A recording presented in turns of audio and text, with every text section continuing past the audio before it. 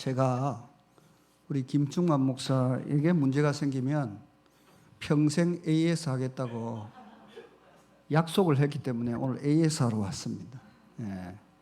뭐 걱정 안 하셔도 됩니다. 제가 건강이 허락한 한 언제든지 양무리 교회는 또 섬기고, 이 양무리 교회 창립부터 제가 또 관여가 되어 있습니다.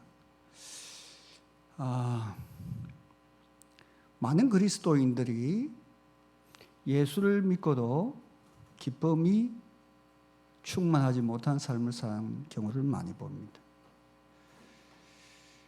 공자는 논에서 이런 말을 했습니다. 학이 시섭지 불역 열호아. 중학교 때 공부 좀 하신 분들은 이 문장 기억나십니까? 배우고 때를 따라 익히니 이 또한 기쁘지 아니한가. 그 다음에 먼 데서 친구가 오니 또한 이 또한 이런 쭉 구절이 나옵니다. 그래서 유교는 열심히 배웁니다. 그죠? 그리고 전례, 전통 이런 것들을 굉장히 지킵니다. 근데 시간이 지나면 어떻게 되던가요? 유교의 인습이 과연 사람들을 복되게 하던가요? 기쁘게 하던가요? 제사에 매이고 또 그런 서열에 매이고 그러죠? 그런데 복음을 받은 성도, 교회는 어떻습니까? 특별히 한국교회는 유교적 기독교입니다. 똑같아집니다. 똑같은 현상이 복음을 받은 이 교회와 성도들 속에도 똑같은 패턴이 생깁니다. 왜 그럴까요? 그것은 우리에게 주어진 하나님의 은혜의 복음을 제대로 경험하지 못했거나 그 은혜의 복음의 깊이 안에 다다르지 못하기 때문에 우리는 여전히 예수를 믿는 것을 열심히 배우고 익히고 교리를 따라 행하면 우리가 성숙하고 성장하고 하나님께 영광이 된다고 착각하고 있는 것입니다. 그래서 한국 교회 교인들은 배우는 걸 너무 좋아합니다. 그래서 교회에 온갖 대학, 학교 이런 이름을 붙여서 평생 못 배운 것이 한이 되어서 교회에서라도 열심히 하기를 따르고 합니다.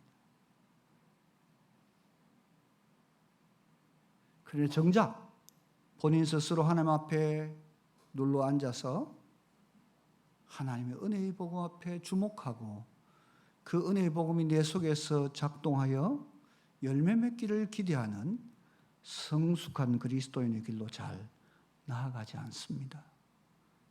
그렇기 때문에 예수 믿는 것이 짐스럽고 헌금하고 헌신하는 것이 무거운 짐이 되어버렸습니다. 오늘날 한국 교회의 젊은이들이 다음 세대가 사라져가는 이유가 뭘까요? 오늘 우리 리더들과 앞에 서 있는 성도들의 삶 속에 충만한 은혜의 기쁨이 있다면, 그 복음의 기쁨이, 그 은혜의 감격이 우리 속에 있다면 우리의 자녀들이 어떻게 우리를 본받아 교회와 하나님의 나라를 위해서 일하지 않을 수 있겠습니까? 우리 속에 그 복음의 실체가, 그 복음의 능력이, 복음의 기쁨이 드러나고 있는가 하는 것이죠.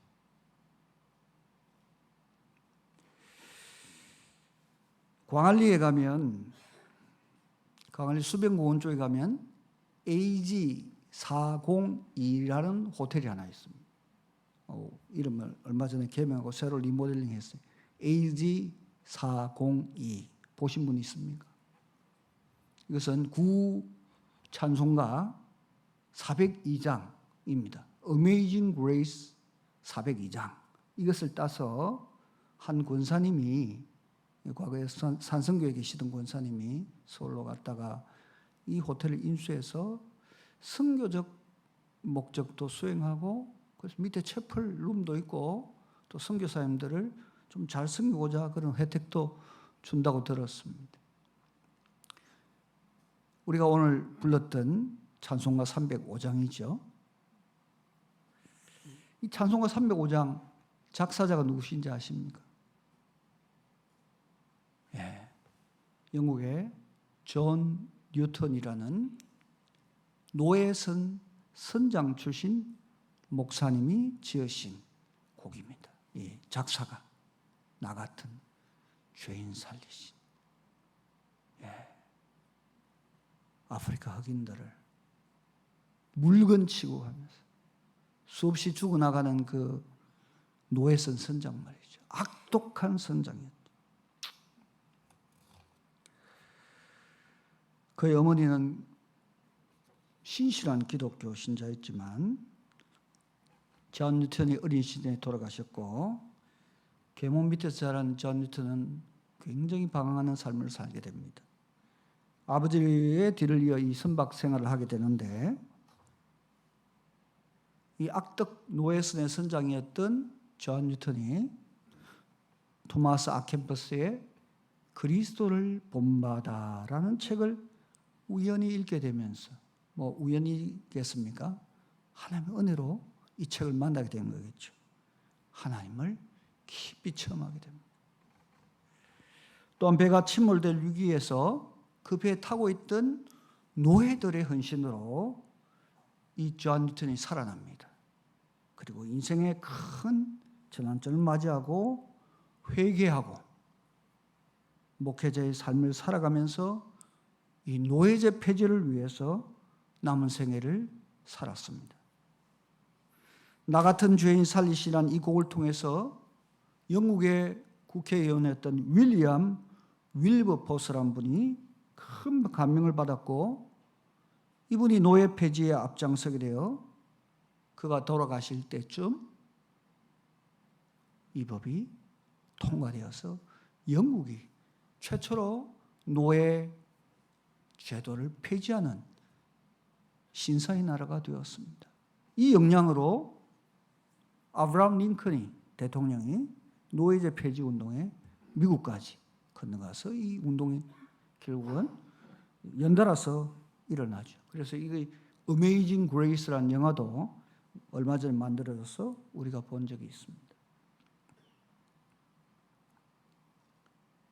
존 뉴턴이 돈을 위해서 사람을 물건 취급하던 그 노예선 선장이 하나님의 은혜가 들어가니까 돈을 위하여 살지 않고 사람의 생명을 구원하는 선장이 되어서 일평생 그의 삶을 드렸습니다. 여기 앉아 계신 우리 성도 여러분은 다양한 직업으로 부름을 받았지요. 여러분 그 직업을 통해서 또 여러분이 처한 위치에서 하나님의 은혜의 감격, 이 하나님의 은혜의 복음을 듣고 어떤 변화된 삶을 살아가고 있습니까? 하나님의 은혜의 복음이 우리 속에 들어오면 무슨 일이 일어날까요? 단순히 감사와 기쁨만 일어날까요? 또 어떻게 살아야 될까요? 오늘 사도 바울의 변화. 여러분 사도 바울 아시잖아요. 사도행전 보면 예수 믿는 사람을 잡아 죽이러 다니던 그 추노궁처럼 그러죠. 조선시대에 보면 노비를 잡으러 다니던 추노꾼이 있었잖아요. 돈을 위해서. 자신의 명예를 위해서, 자신이 신봉하는 유대교의 그 교리를 위해서 그는 이 이단의 개수 예수 그리스도를 믿는 변화된 신자들을 잡아 죽이러 다니던 그런 악독한 유대 신봉자였습니다. 이 바울이 오늘 밀레도에서 에베소 장로들을 불러 모아놓고 자신의 삶을 증언하고 있습니다. 그리고 그 장로들에게 어떤 삶을 살아야 될지 마지막 유언 같은 당부를 하고 있는 것이 바로 사도행전 20장입니다. 그래서 사도행전 20장은 사도행전에서 굉장히 중요한 사도 바울의 마치 마무리, 삶의 마무리 같은 중요한 메시지가 여기 다 담겨져 있습니다. 교회가 무엇을 위해 살아야 될지, 어떤 삶을 살아야 될지를 강력하게 선포하고 있는 장면이 사도행전 20장입니다. 왜냐하면 교회의 지도자들에게, 교회의 일꾼들에게 부탁하고 있는 마지막 유언의 메시지이기 때문에. 오늘 본문을 보니까 보라, 이제 나는 성령에 매여 예루살렘으로 가는데 거기서 무슨 일을 당할는지 알지 못하노라. 이미 중간중간에서 가지 말라는 만류가 있었습니다. 그죠? 성령 충만한 일꾼들이 가면 죽는다, 가지 마라, 이미 알고 있어요.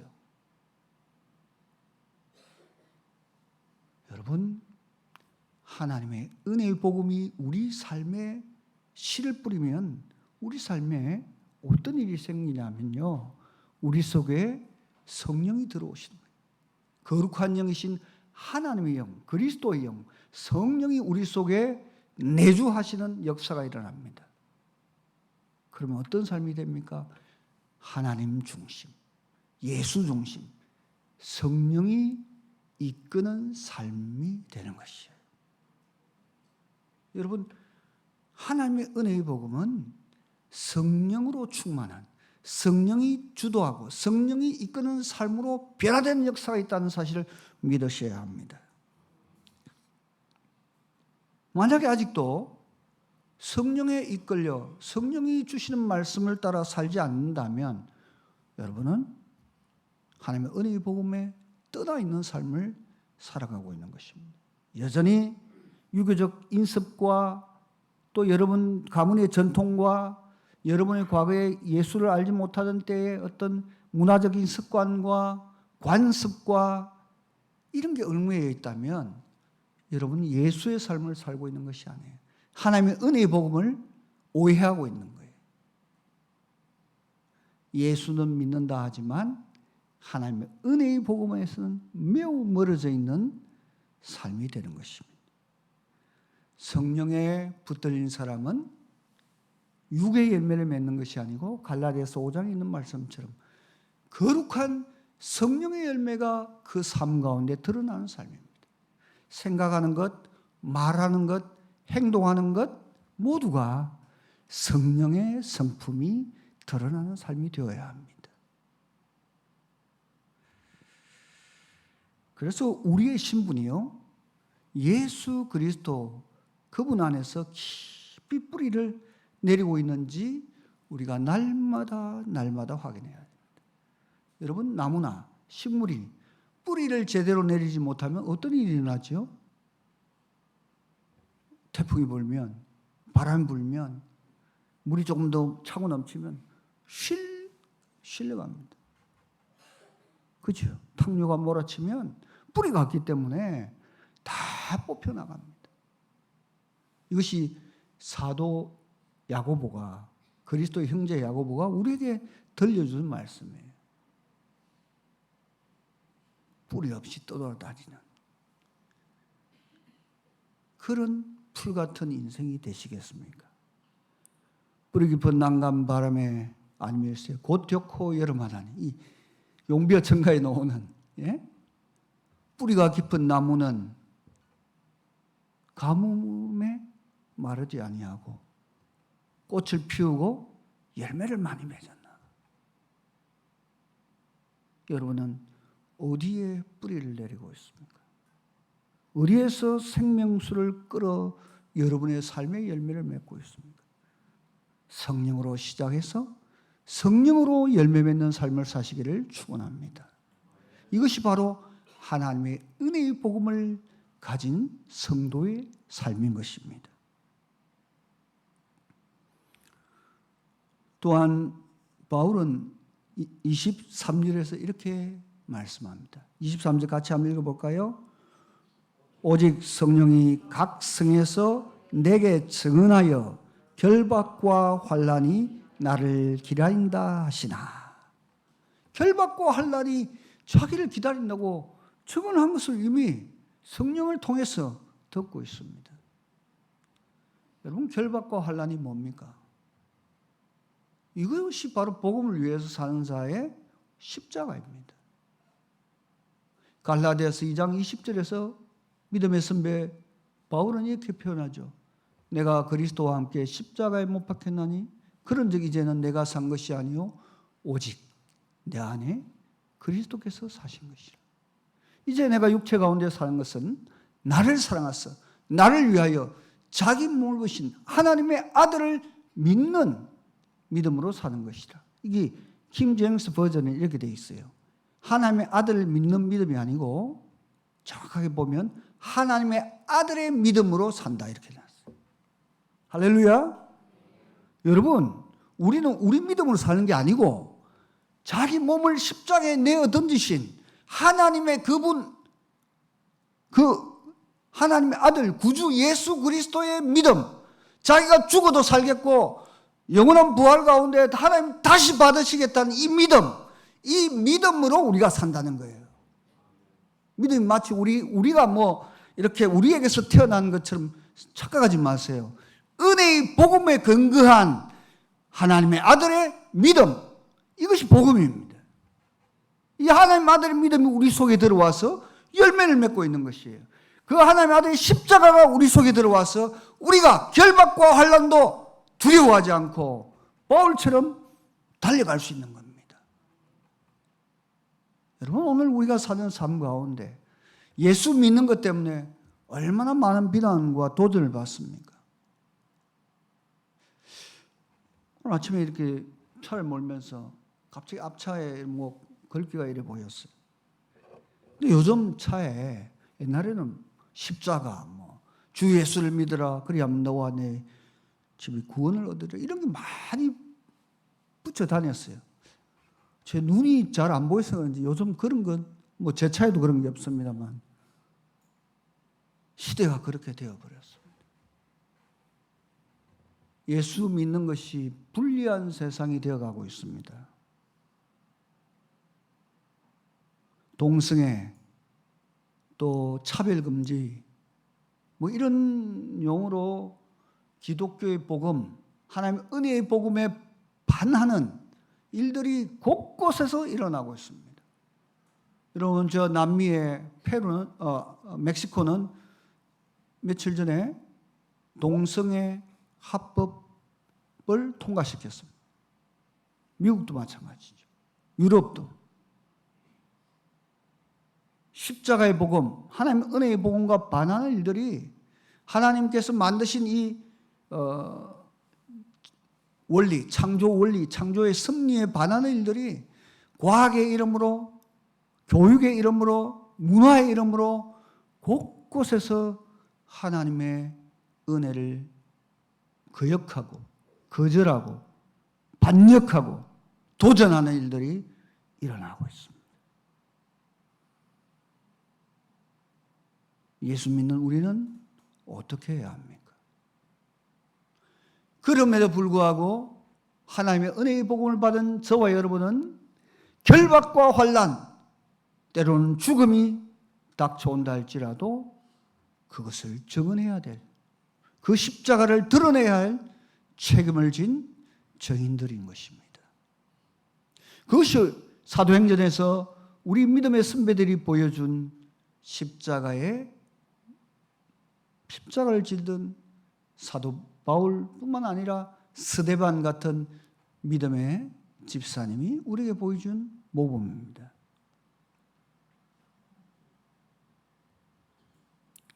여러분, 예수 믿는 것 때문에, 복음 증거하는 것 때문에 손해를 보면 손해를 봐야 합니다.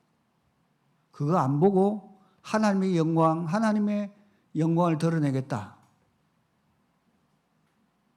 하나님 믿고 살겠다, 이건 이율배반입니다.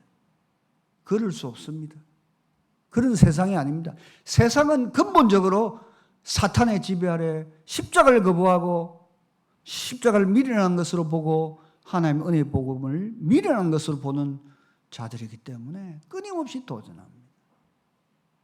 그러나 그들이 십자가의 복음의 열매, 진실을 맞부딪힐 때는 그들이 가진 교만과 그들의 사고는 십자가에서 괴멸되고 무너지고 마치 사도 바울처럼 다메섹으로 가는 길에서 빛을 쬐임 받으면 변화의 역사가 일어나는 거예요. 여러분, 바울이 어떻게 사울에서 바울로 변화될 수 있었겠습니까? 성경을 얼마나 많이 알았어요. 구약의 복음을. 복음을 달달 외우는 사람이었는데. 여러분, 구약 성경 달달 외운다고 사람 변할까요? 하나님의 은혜가 임하지 않으면 성경을 외워도 변하지 않습니다. 우리가 어떻게 알 수 있죠? 그 TV 보면 한 분 나오잖아요. 예? 막 EBS에서 막 강조하시는 분 있죠. 도마 복음도 강조하고 막. 그분이 그 집안이 장로님 가정 아닙니까? 그 누님이 또 뭐 유명한 분이었고 문교부 장관도 하셨고. 여러분, 성경을 아무리 말고 유교 뭐 논어 엄청난 지식을 갖고 있더라도 하나님의 은혜의 복음 앞에 부딪히지 않으면 그 수많은 지식이 자신을 망하게 하는 거예요. 어떻게 해야 합니까? 십자가가 필요한 거죠. 그 복음을 그렇게 살아내는 삶을 보여줘야 되는 거죠. 저는 사울이 바울 되는 결정적 기회가 어느 지점이었는가 단연코 정언하라고 한다면 그것은 사도행전에 등장하는 7장에 등장하는 스데반의 죽음이라고 믿습니다. 왜요? 그는 가편투표를 던지고 그 동료들의 옷을 받다 들고 스데반인 돌로 쳐 죽이는 그 현장에 재판장처럼 함께 서서 그를 죽인 그 죽음에 가담한 핵심 증인 아닙니까? 스데반의 죽음의 증인이라고 하는 바로 바울이었죠. 뭘 느꼈겠어요? 죽어가는 스데반의 얼굴을 보고 마치 십자가의 예수 그리스도의 복음처럼 저들을 불쌍히 저들의 죄를 저들에게 돌지 말라는 그 스데반의 기도를 바울이 들었단 말이죠.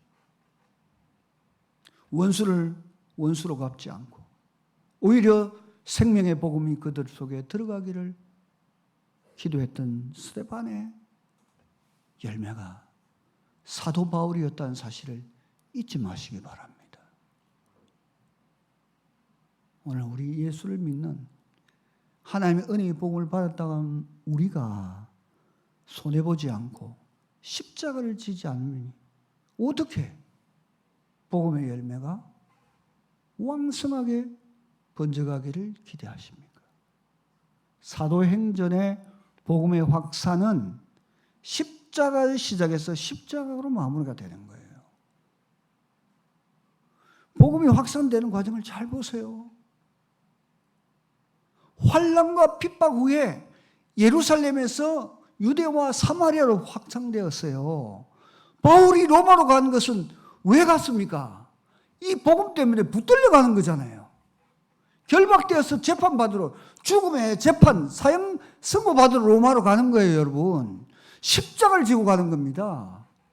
그냥 가는 게 아니었어요. 자유의 몸으로 간 게 아니었습니다.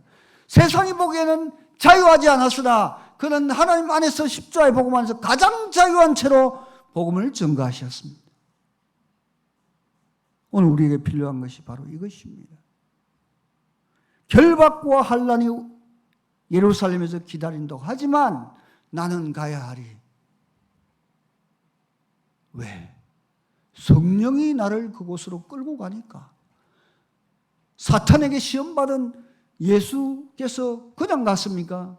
성령이 인도하시니까, 성령이 끌고 가시니까, 성령이 가라 하시니까 사탄에게 광야에서 시험을 받으시고 성령으로 금식하시고 성령으로 십자가를 지신 거예요. 그렇다면 오늘 예수를 따른 증인된 우리도 동일하게 성령이 우리를 이끄신 대로 십자가 지고 가야 할 삶인 것입니다.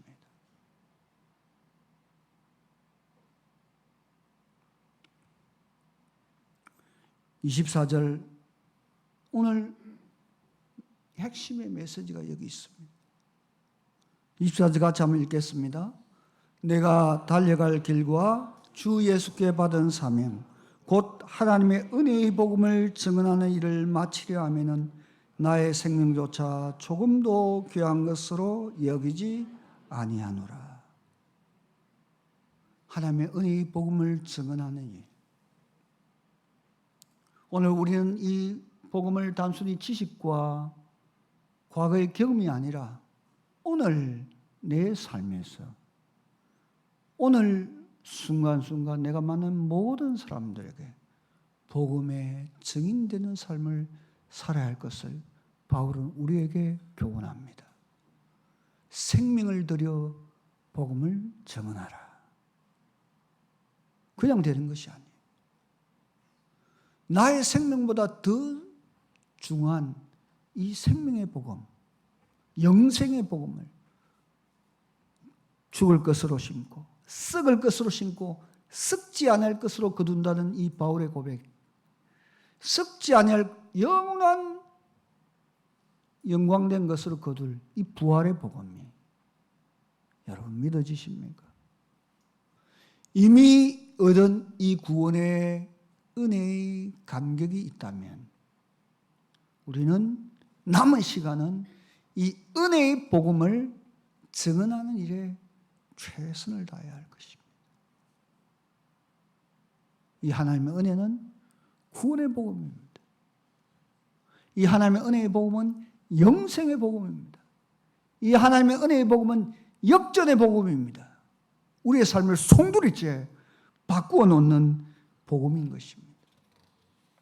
우리는 성령에 의해서 십자가를 지는 성숙의 성화의 날마다의 삶을 살아야 함과 동시에 매일매일 주님과 동행하면서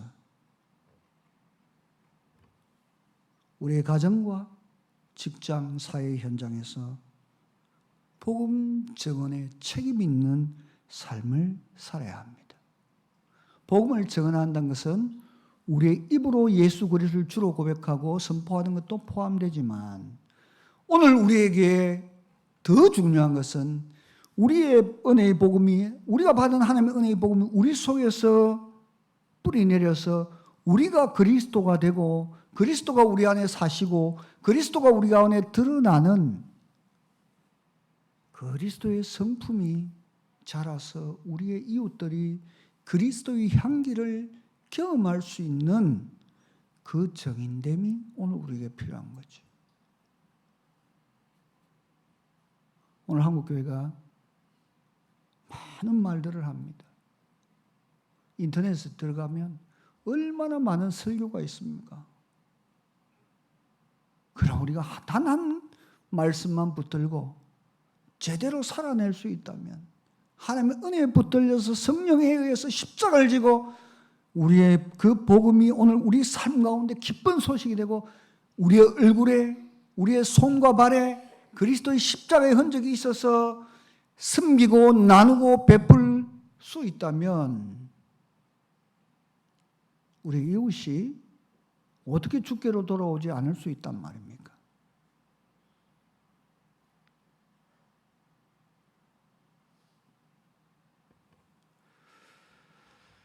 오늘 세상의 방식으로는 세상을 바꿀 수 없습니다. 대량 생산하듯이 그냥 찍어내듯이 매스미디어의 방법에 의해서 또 뭐 중요하죠. 총독은 전도주의 이런 게 중요하지 않다는 것이 아닙니다. 철저하게 한 사람 한 사람의 영혼의 필요와 그들 속에 있는 고통과 눈물과 인생의 무거운 짐을 십자가 앞에서 그리스도를 만나게 하고 그 속에서 무거운 짐이 풀려나는 하나님의 은혜의 역사가 일어나지 않고는 그것이 오늘 우리 각자의 나의 삶의 흔적에 의해서 경험에 의해서 그들에게 증언되지 않으면 무슨 일이 일어날까요? 그렇게 길러진 성도는 머리만 크고 섬기지 않는 교인들을 만들 수 뿐입니다. 예수님께서 말씀한 것처럼 너희가 불러온 인생들이 너희보다 더 악한 존재를 만든다.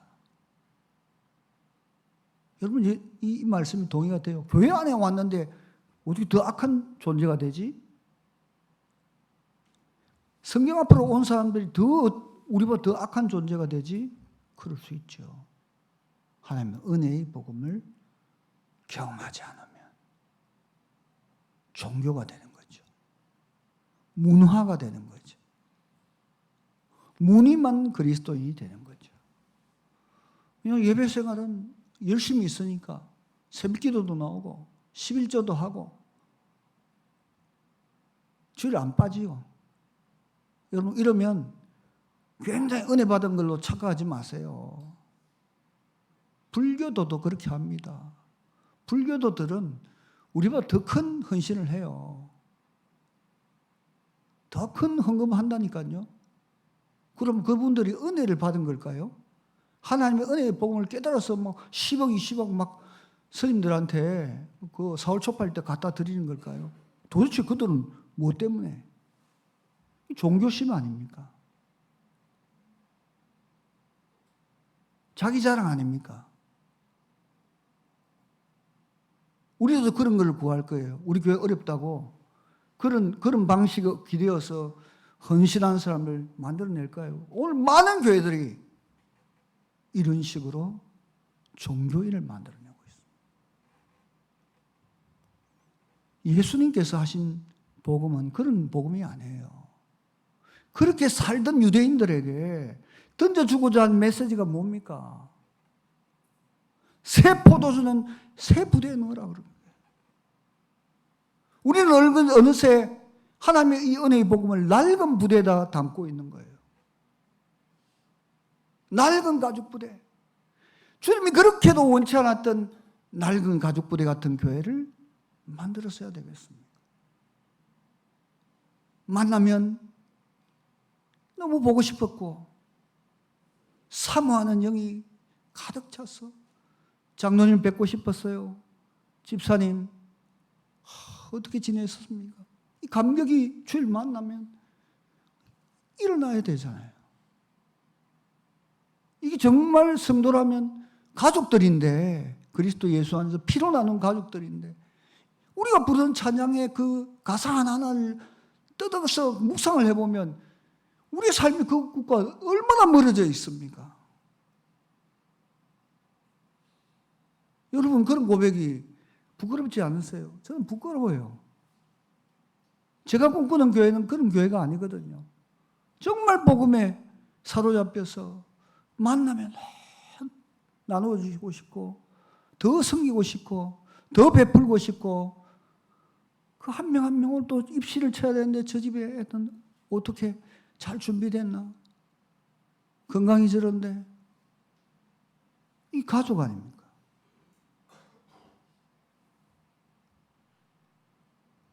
여러분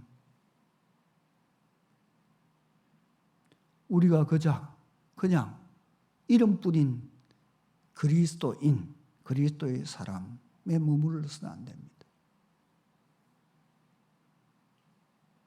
우리 양무리 교회가 진짜 양이 되려면 그분의 음성을 듣고 그분이 우리의 음성을 알 때 참된 양이라고 그랬죠. 참된 목자는 양의 음성을 듣는다 그랬어요. 그 양도 목자의 음성을 듣는다고 그랬습니다. 교회 이름이 양무리 교회라면 양이 되어야죠. 순한 양이 되어야죠. 저는